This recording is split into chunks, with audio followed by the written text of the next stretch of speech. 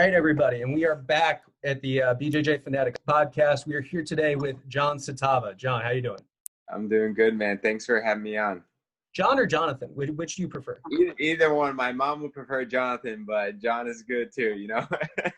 On the products, at least, it's Jon. I think we did that maybe to save space, but you're one of our Nogi instructors on BJJFanatics.com. You have two products with us, the Modern Nogi Butterfly Guard and the Modern Nogi X Guard. We're definitely going to talk about those. And I'm really excited to just talk to a really high-class black belt about what's been going on with you and how you learn. First question, you're obviously a really good Nogi player. You're a really good Butterfly Guard player. I have to imagine a lot of that comes from your relationship with Marcelo Garcia, right? Yeah, 100%. That's my coach, you know? So it just what made sense for me. Even before I started training with Marcelo when I was a blue belt, right? And even before that, I kind of gravitated towards that style. But then once I started training with him, man, I've been training with him over 10 years now, I think. And why not take advantage of learning that style, learning that game from the best there is, in my opinion, like at it, you know? I would be a fool not to. That's the way I always felt. So, and so that's kind of had a big influence on my development, you know, as a jiu-jitsu athlete. For sure. So where were you before you showed up to Marcelo's? So I was actually at a club at my university, and we would only meet, I think, like 3 times a week or so. And it's funny you brought up the Nogi, but we just did Nogi. And once in a while we would do gi, like get together an extra session on the weekend and put on the gi kind of a thing. But we just did Nogi. And at the time, this is talking about like 2007, right? That's when I started, end of 2007. There wasn't like, jiu-jitsu really wasn't as big as it is now, you know? And I'm sure the guys can talk even before that time about how it was even smaller, but just from what I see now, it wasn't that big. So I was training at a mat room in Stony Brook University with a purple belt named Krishna. He was a purple belt under Matt Serra at the time, and he just did that for free, right? And funny enough, I don't know if you know Eddie Cummings, but he trained in that same. Sorry if you hear my son, but he trained in that. Not an Eddie Cummings. That same room. What? Yeah, he's not Eddie Cummings. That's right. So, so you're training in 2007. You're training at a university club. Why'd you get into jiu-jitsu in the first place? What drew you in? Do you even remember? So I had done martial arts when I was younger, like a kid. Like did a little bit of, not a little bit actually, but did like karate and JKD and stuff like that. And then when I went to college, I was just looking for something to do on campus, and they had like an MMA club, and I kind of showed up thinking that it was going to be like the MMA club, and they're like, no, this is the jiu-jitsu club. And I was like, okay, like whatever, like good enough for me, like when you guys meet kind of thing. And then so I just started from there pretty much, honestly. Man, that's so crazy because that's actually really similar to how I started. I went to the University of Maryland, and yeah, they had originally it was just like a bunch of us that kind of knew what MMA was, and we were MMA fans, and we would just meet up and like find a mat and roll. Yeah. They told us to stop, and then yeah, eventually we turned it into a quote unquote MMA club because it's way easier to sell to guys like you. Man, that's the thing. You kind of like this. The 2007, you had to explain to people the difference between jiu-jitsu and karate, right? Like, I feel like nowadays you don't have to do it as much. You still have to do it sometimes, but like nowadays, like people kind of like have a little bit better understanding. So I definitely understand what you mean when you say like the MMA kind of like attracted more people just because people knew like, oh, that crazy stuff that UFC guys do in the cage, you know what I mean? But they didn't really like have a distinction. You'd always have to have that like weird conversation where you have to try to like explain your martial art. You know what I mean? So, so yeah, it worked, I guess, that having that title definitely drew people in. I can believe it. So you end up, you're a blue belt, you're at Marcelo's, and you start training there. Yeah. At the Marcelo Garcia Academy, now that you've been there for so long, how often are you guys really going over butterfly guard? Because I know this is obviously like Marcelo's position. Are you just guys teaching it just all the time or what? So, look, Marcelo has so many classes on the schedule now that, you know, it's not just him teaching. So it depends when you're like asking about, like I told you, like I've been with him. I think I've been with him the longest out of everybody there now. That's like doing competition for a career. I think I've been with him the longest now. Maybe Joel or Jimmy too, but they don't compete as much. But anyway, so it depends what point you're asking. You know what I mean? One of the things that's nice now is that they had so many classes on the schedule. You have guys who have like different styles, like Marcos, Johnny taught for a bit too, Big Mateos, and you know those guys all played very different games. You know, half guard. When Bernardo was teaching there too, right? He would teach his style, right? So that was one of the things that was so cool. But Marcelo, for the most part, you know, teaches his style for his classes. And definitely in the beginning, you know, that was something that we focused on a lot. I feel like nowadays Marcelo's classes have become more conceptual because he's kind of building on everything. But in the beginning, it was a very technical kind of a class going into like his technique, like the butterfly guard. You know what I mean? Can you give me an idea what you mean by it's a little more tactical or a little bit more conceptual?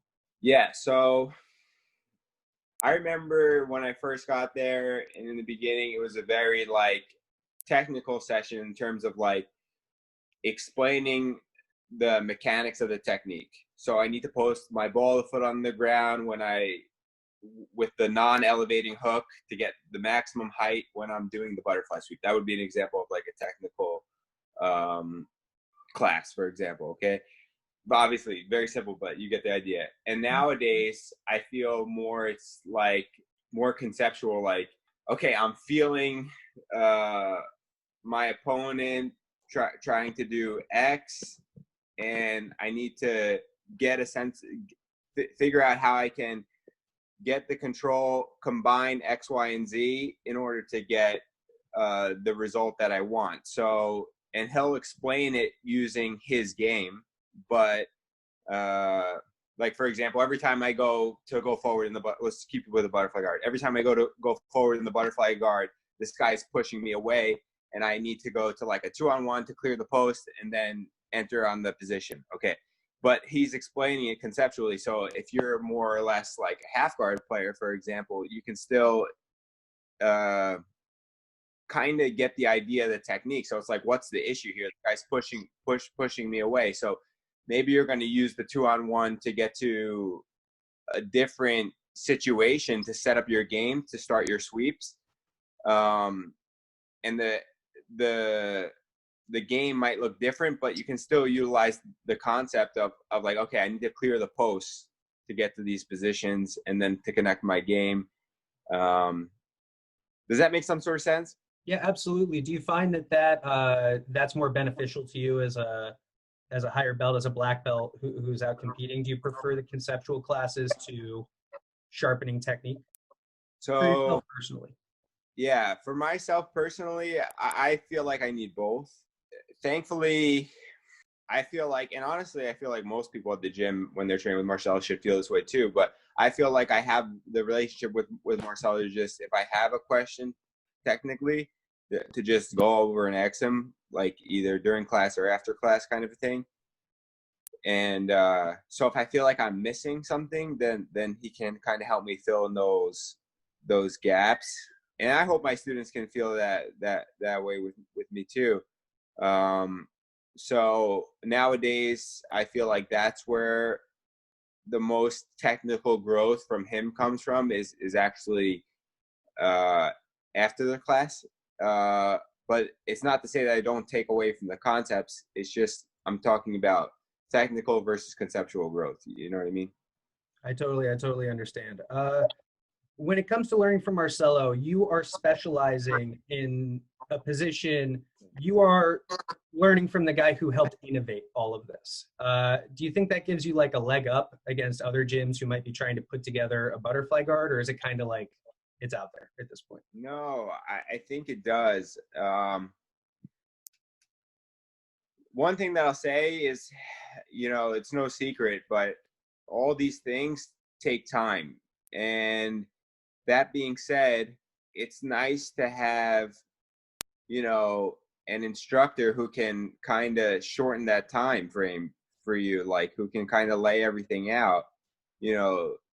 That's probably what you guys do at BJJ Fanatics too. That's why I hope people get when they see my instructionals too, is hopefully they can like pick up on certain techniques or details or concepts like in less time than it took me to figure out, or than it took Marcelo to figure out, So that's one of the things that's changed so much about jiu-jitsu. That being said, do I feel I have like a leg up on people? Yeah, just because I put so much time into it, and also Marcelo's put so much time into it that you kind of are ahead because of how much you put into it. Like that's just the way it is. Yes, of course, like the knowledge and stuff like that is a big part of it. I'm not trying to say that, but there's no replacement for like how much time you put into something. A lot of times when I'm teaching, I have to teach in terms of the level of my student. And, so a blue belt learning X guard really just needs a technical breakdown, in my opinion, of like, okay, the person puts the weight here, what do? You stand up. The person puts the weight forwards, what do? You do the rollover sweep. The person puts the weight backwards, what do? You do the unbalanced sweep. You knock them backwards.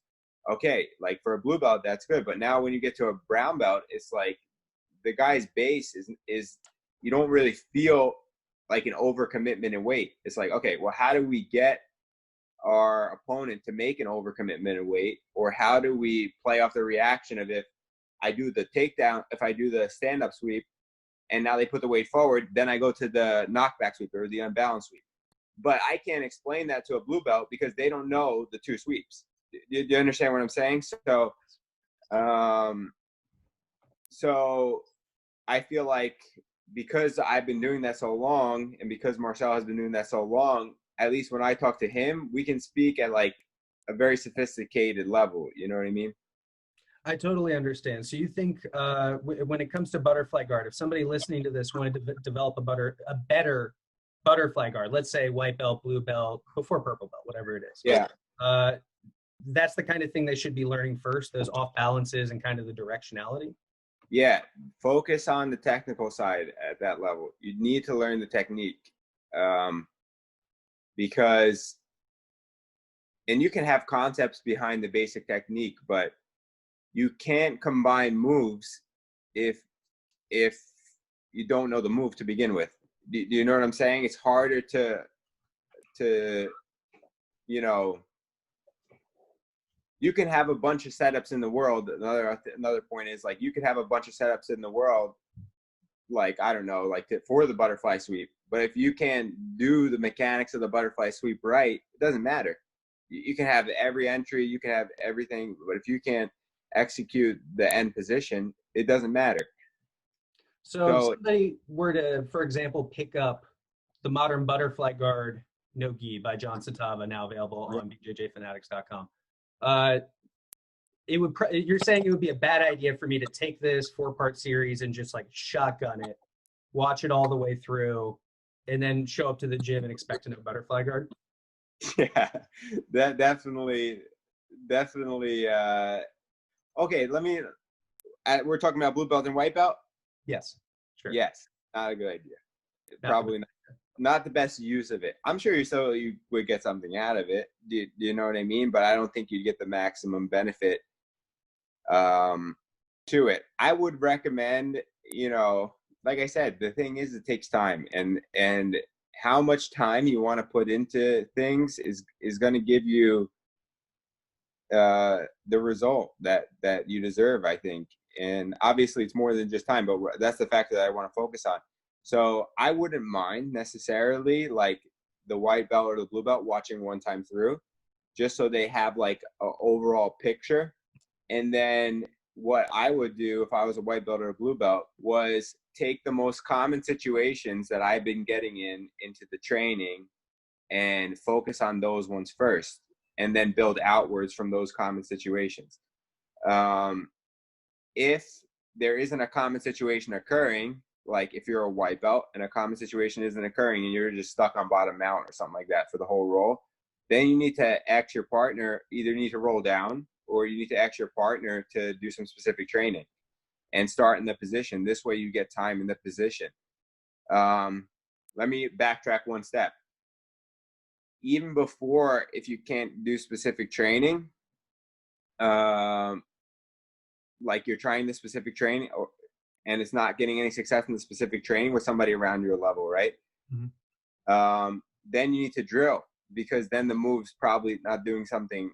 You're probably doing something technically wrong. So go back to the videos, watch the videos again, pay attention to the details. You know what I mean? And one of the things too is,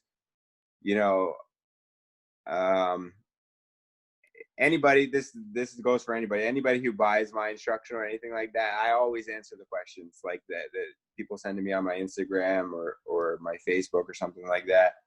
Even if it's not right away, sometimes I'm busy, I have a family, but I get it to it. So what's your Instagram for people to reach out to you? JT Satava. So JT Satava. And your last name's Satava? Satava, yeah. I've only ever heard Satava. I apologize.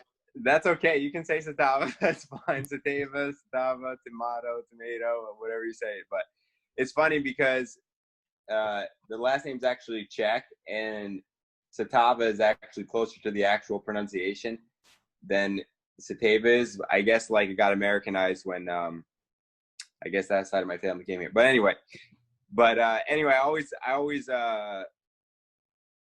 always answer the question. So, if for some reason the details on the DVD just aren't like, making that much sense for some reason, I'm always here to like help you guys clarify, So you have two series out. You have the Butterfly Guard series, and you have a newer series, the modern Nogi X Guard by Jonathan Satava, as I'm learning.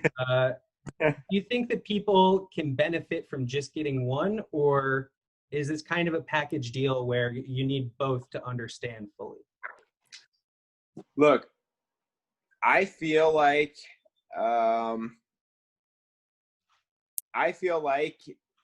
you kind of have to have like a complete game in order to like have the most success in jiu-jitsu.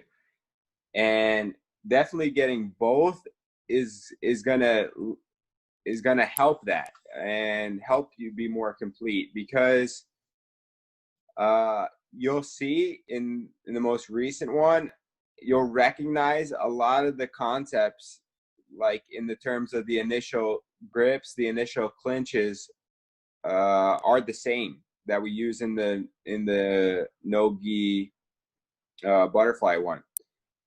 And I'd say one of the bigger differences though is, so I believe you can do the butterfly guard versus somebody standing, and I believe you can do the X guard versus somebody on the knees or kneeling. That's interesting, because that's usually, most people would say it's the opposite. Yeah, well, that's my point. But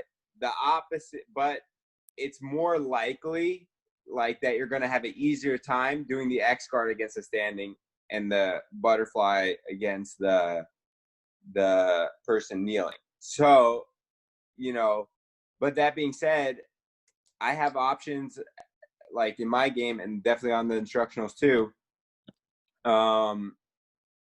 for both, like how you can do the butterfly guard versus standing opponent, and how you can do the X guard versus a kneeling opponent. And sometimes that's the thing about jujitsu that's kind of, you know, fun, is that you can surprise people when you implement the opposite that they expect. Mm-hmm. But that being said, you still need to have that solid base, because there's a reason why there's a technical or scientific, however you want to look at it, like reason why it's easier to do the X guard versus standing opponent, why it's easier to do the butterfly guard versus a kneeling opponent. You know what I mean? So I think, you know, both like are definitely going to fit together nicely. But that being said, you know, sometimes you're just looking for a certain spot. Like, I'll give you an example. One of the things about the X guard is, okay, so you look at somebody like Leandro Lowe, right? He does the X guard too. He does the single leg X guard too. He doesn't enter at all the way I enter, at all, or the way Marcelo enters. Yeah, he does a lot more like using like a spider hook to off balance. That's right. Yeah, that's right. And one of the things that we can talk about too is like, is like my style. I feel like, and maybe his style too. I'm sure he has great entrances for Nogi too. But I can't do a foot on the biceps Nogi. Mm-hmm. Do you know what I mean? So, so that's why I feel like, you know, that might help more towards like the Nogi side of things. But that being said, you can certainly use the X guard concepts that I go over in the instructional. But you can just get there from different guards. And I include some of that in my instructional too. Like we do options from like the deep half, from the De La Hiva, from the reverse De La Hiva, and things like this. But that being said, you don't need to see the butterfly guard to do it. That's my point. However, like for me personally, and the way the instructions are laid out, if you do get both, you'll see how they fit together nicely. I agree. I think that I've seen both. I think both are really good. And what really interested me about these series, though you can see the obvious inspiration, it's very, there's, you know, plenty of similarities. Your guard is not just a copy of Marcelo's, right? Like you are kind of, you know, you're interpreting it your own way, right? 100%. It's not, I do a couple things differently than he does. Certainly, like the base comes from him, obviously, but there's a couple things that I do a little differently. And that's the thing that's beautiful about jiu-jitsu is, you know, you make it your own. And also some of the things that I do differently, like, you know, it's not just my own just because I want it to be my own. It's my own because I figure something out. Mm-hmm. You know what I mean? That works on a technical level or on a conceptual level. Like, I guess like one analogy is, or like one comparison that I think, and I'm not, oops, sorry, can you still see me? Sure can. One comparison that I would give, and I'm not trying to say I'm as good as this person, but like there's this video on YouTube. It's like Michael Jordan and Kobe Bryant, like identical plays or whatever. And what it is, if you ever watch the video, it's basically like Michael Jordan and Kobe Bryant basically doing the same play, and they just play it back to back. And I'm not trying to say I'm like Kobe Bryant compared to Marcelo, who definitely is the Michael Jordan of the sport. But my point is there's a lot of similarities, but if you look at them as like players, like they're different players. Like Kobe was a better three-point shooter, in my opinion, than Michael was. Mm-hmm. You know, Michael had a better mid-range game. So there's some things that, you know, that were similar, like between those two. There's things that are similar between me and Marcelo, I hope, but there's things that are different and that I try to explain too in the instructionals. I think that's fantastic. I think that's definitely true. And that really impressed me about your series. When you cut out there for a second, there was a skateboard up there. Are you a skater? Yeah, so I can't. It's hard for me to say I'm a skater now because I don't skate that much anymore. Like maybe I hop on like once a month or something like that. But you know, I skated growing up, and I still can do some stuff. Like I can still like kick flip and could do some other tricks like that, and things at like a lower level. Like the last time I skated with my friend, like my friend had like a mini pipe in his backyard. And you know, the last time I skated with my friends and stuff like that, if we go to like a school or something like that, you know, I don't do anything crazy anymore. I'm not jumping any sort of like set, like 5 set of stairs. Like I used to be able to do stuff like that. Mm-hmm. But nowadays I don't do that. I'm just chilling on like the flat ground because I don't want to get hurt. So it's hard for me to call myself like that. But yeah, I'm a skater. I still skate a little bit, and I used to skate like a lot when I was younger. Man, skating's tough. That takes a lot of like core strength and a lot of doing. Do you think any of that ended up helping you when you started transitioning into like jujitsu and stuff? Yeah, I think I'll tell you one thing. So skating and jiu-jitsu are so similar. You have to be of a similar like you have to be in a similar like personality, I feel like, or a similar Like a state of mind. yeah, state of mind, but also type of person, I guess is what I'm trying to say.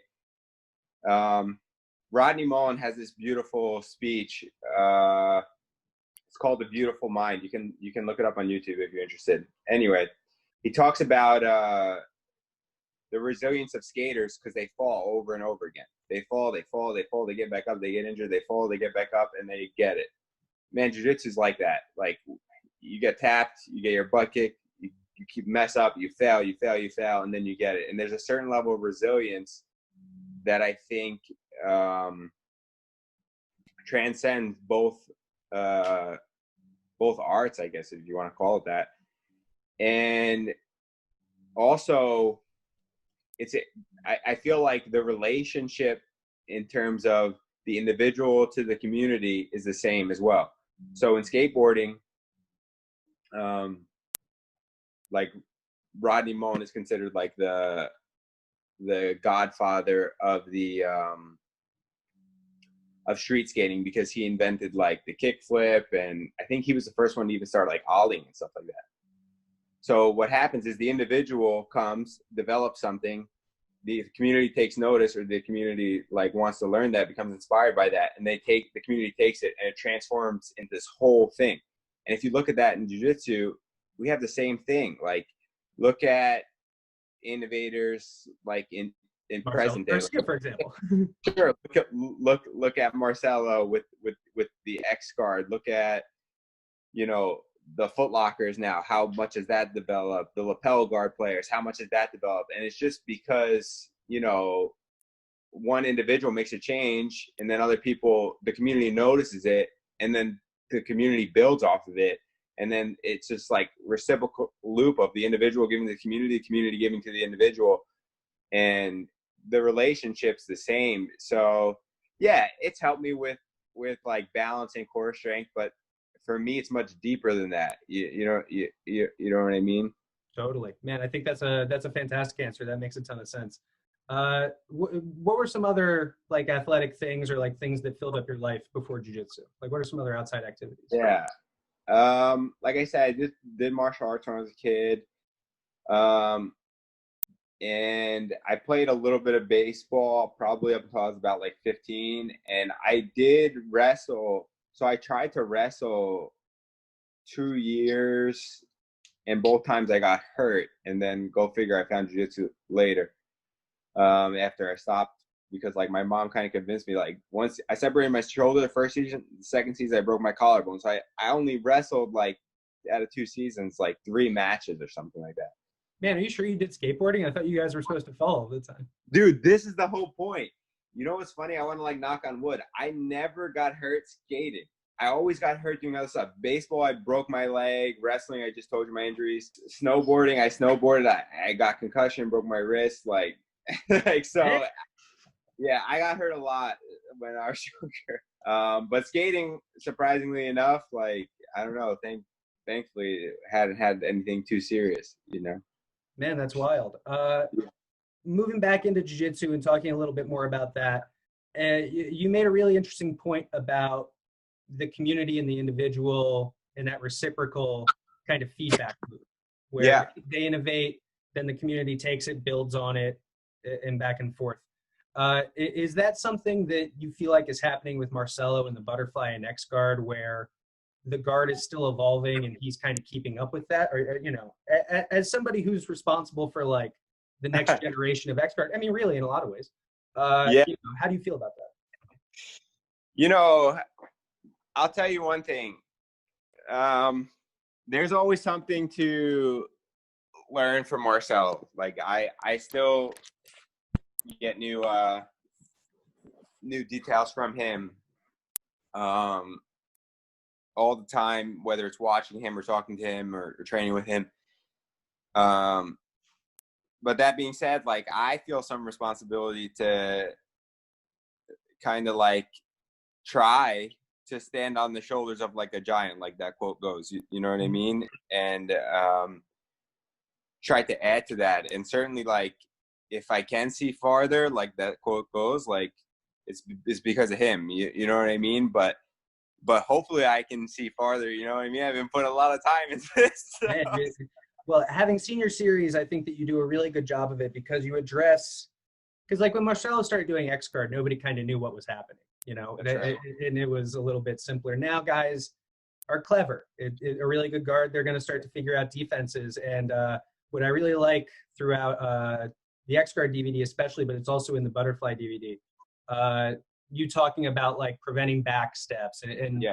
you know, preventing different passing methods that these guys are probably going to try. I think that's something that is really a strength of these series. Can you tell me a little bit about, because everybody knows Marcelo's, you know, all smiles, craziest, nicest guy. Yeah. Can you tell me a little bit about the importance of culture at the Marcelo Garcia Academy, and especially as somebody who's competing and representing, do you feel, you know, the need to make sure you're putting that culture of positivity out as much as possible? Does that make sense? Yeah, no, it makes sense. I feel like when you represent like Marcelo, I don't know if you want to say Alliance too, but I feel like when you fight for Alliance, I mean. Yeah, when you represent a team like that, it's almost like, I know you're from Boston, but it's almost like you represent like the Yankees. Like, you know, feel free to talk crap on the Yankees. Feel free to. I'm from DC. Oh, from DC, okay. Yeah. Talk that talk. But yeah. So, but that's my point. Like there is a certain level of expectation, and there's also a certain view that people have of you, and certain level of professionalism that's expected when you think about those names. And you know, kind of I feel personally responsible to keep that, but thankfully for me, it's not something that I really need to work on. I feel like I just was like that in general as a person. I know it's not the case for everybody, and everything like that. Like certain personalities mesh better with different teams, but for me personally, you know, and then not that there's anything wrong with that. Like I said Boston, so we talked about like the Red Sox or whatever. Like, you know, the exact opposite of the New York Yankees. New York Yankees are not allowed to wear a beard. Like, you have to shave. You can only have a mustache. The Red Sox, the guys had like beards down to here. Like, you know what I mean? It's just a different grittiness that comes from being a Red Sox compared to, like, you know, I guess the clean cut Yankee, right? And different teams have different have the same kind of like things in jiu-jitsu, like same kind of culture or vibes. And one of the things about Marcelo that you already spoke about was, like, you know, the smiling kind of, you know, you don't want a kind of humbleness that comes to winning or losing, you know. And thankfully, like, that's something that I feel has come natural to me. But it's something that he tries to instill in everybody in his gym. I can tell you that, you know. Can you tell me how he does that? Yeah. So, Or even just an example? yeah, just in general, like, I think Marcelo tries to lead by example most of the time. I can give you times where he's like, you know, kind of like insisted on that, but as a general thing, we could talk about him just like leading by example. Mm-hmm. And also, like, he'll have discussions with us, and not even just sometimes with just the competitors, but with the whole class too, about that. Like, I can recall many times where he'll stop class, end class like a couple minutes earlier, or sometimes not even do any technique for that class because he feels that that's almost as important, and he'll just give a story, you know, about one time in his career where X, Y, and Z was happening, and he felt like it wasn't right for him to be that way. One that's coming to mind real quick is he told the story about how when he was coming up, how, you know, jujitsu, like we talk about jujitsu 2007, talk about jujitsu in, like, I don't know, in the 90s or early 2000s, when he was coming up, people would be like to Marcel, like, why are you smiling all the time? Like, you need to be tougher. Like, you need to act tougher. He's like, well, I don't feel like I need to act tougher. I feel like I can smile and still do a good job to perform. So he kind of gives that as an example to, you know, let it known that it's okay to have that attitude and be that way. You don't have to be this, you know, tough guy who you know, needs to have like an attitude like that to be successful in the sport. You know what I'm saying? You can, not saying that you can't, but you can be successful being, you know, happy, you know? Yeah, nobody can exactly look at Marcelo and be like, you know what would have made you more successful? Because, like, you know. But that's the point, because some people were trying to convince him of that. And then look, he proved them wrong. Do you know what I mean? So, yeah. It's funny. He's also kind of an innovator, even just in that. Yeah, dude, 100%. And, you know, fighting is a very ego-driven sport largely. And, you know, when people say the word ego, a lot of times there's a lot of negative associations with it. And the truth is there's both. There's negative and there's positive associations. It's just kind of how you can balance that and use that to make you better. And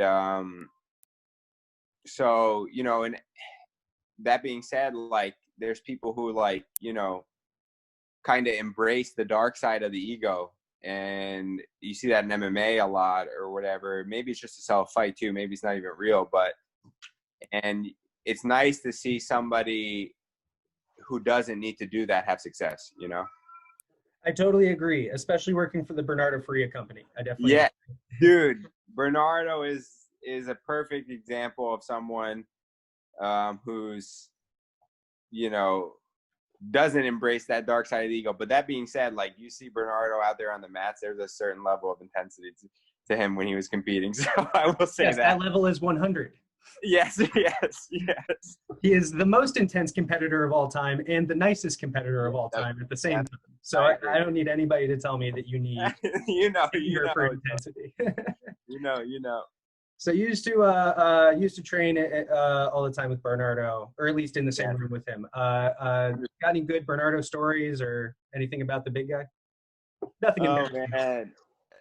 But yeah, he's crazy intense. It's easy to see being around him why he was so successful. You know what I mean? Yes, but okay, we talk about Bernardo's intensity.